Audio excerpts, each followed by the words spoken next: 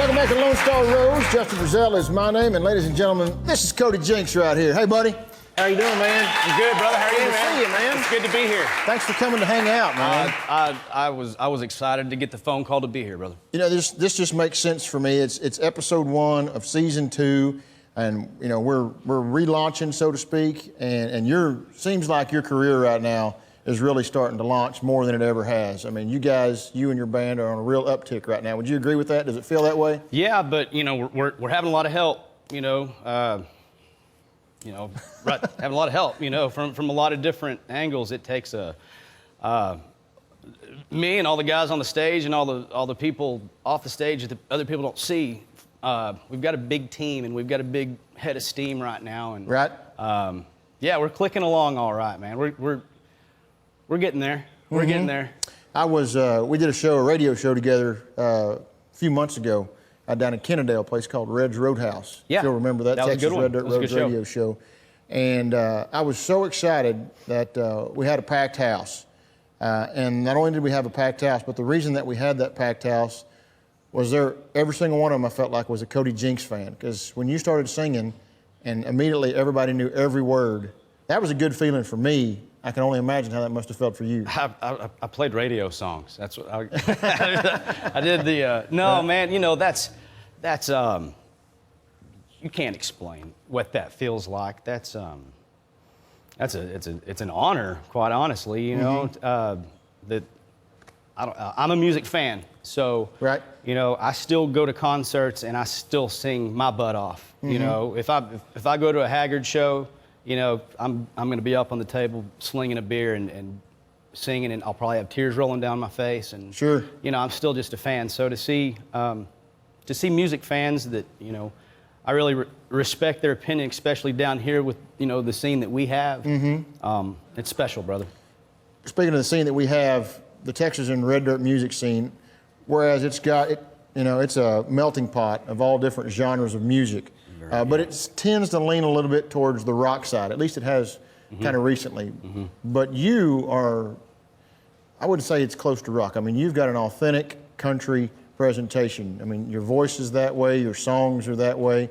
Did you have any hesitation going in at all, knowing that? What was funny about it was I came into it late. I was in a heavy metal band for 90s and the first part of the 2000s. And heavy metal or hair metal? Heavy metal. Hair metal, we're gonna talk a whole lot longer than the time they're giving us. I've never worn spandex. No, I was in outside.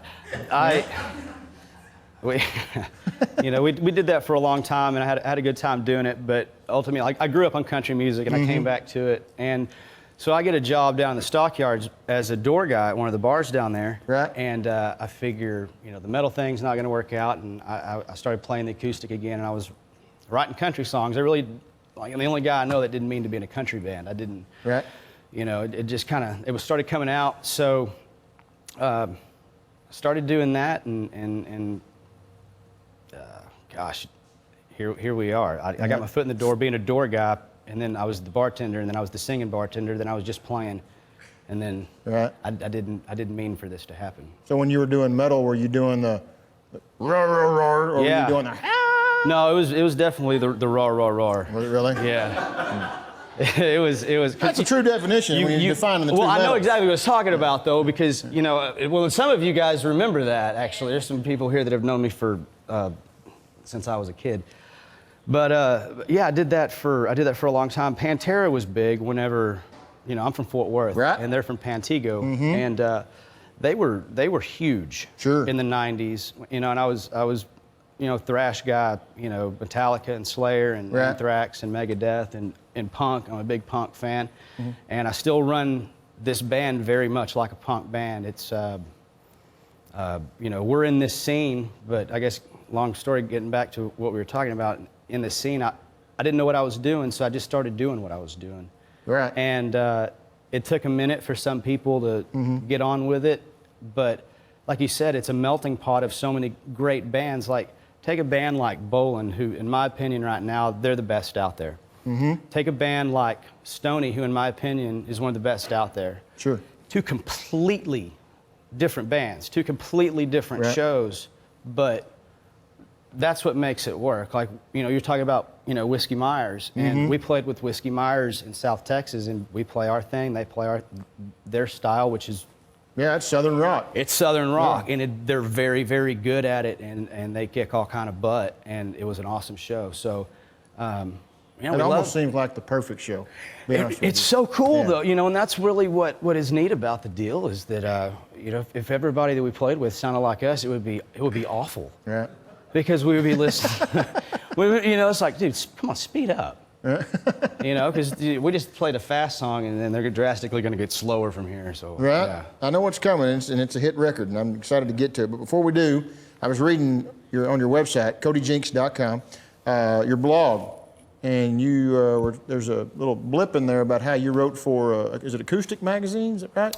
Yeah. An article about ghost stories in the stockyards. Yeah, it's yet to be published. I did it in January. We went down to the stockyards, in which, having worked down there for so long and played all the bars down there over the years, you know, and being raised, I'm from Haltom City, which you know, Haltom High School, so it's not far from Northside. Sure.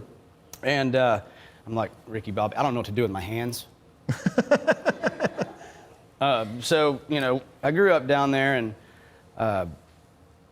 knew some of the ghost stories, heard some ghost stories from when I was bartending, from when I was playing, and somebody started up a tour. Right. And we went down there and we had some libations, and and we got to go on this ghost tour, the Miss Molly's, you know, ghost thing. Oh, yeah. And there's a ton of activity that goes on down there. So I was commissioned to write an article for it, and I don't think it's come out yet, but I think it's called A Spirited Past, right. Ghost Stories of the Stockyards. And I've done a couple of freelance articles I've written for some country music magazines in Europe, and they translated, but you know,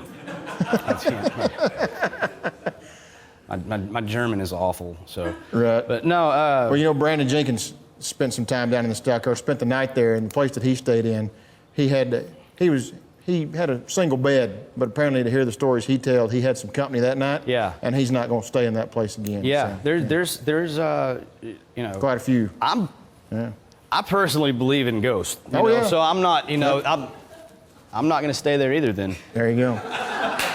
Let's play another one. You want to? Yeah. Y'all want to hear another one from Cody Jinks? Let's do that. Here, buddy. Sign the table for me. Yeah, man. We'll get you up playing a song. More Cody Jinks when we come back. You're watching Lone Star Roads. Well enough alone. 'Cause you don't know nothing about Texas strong.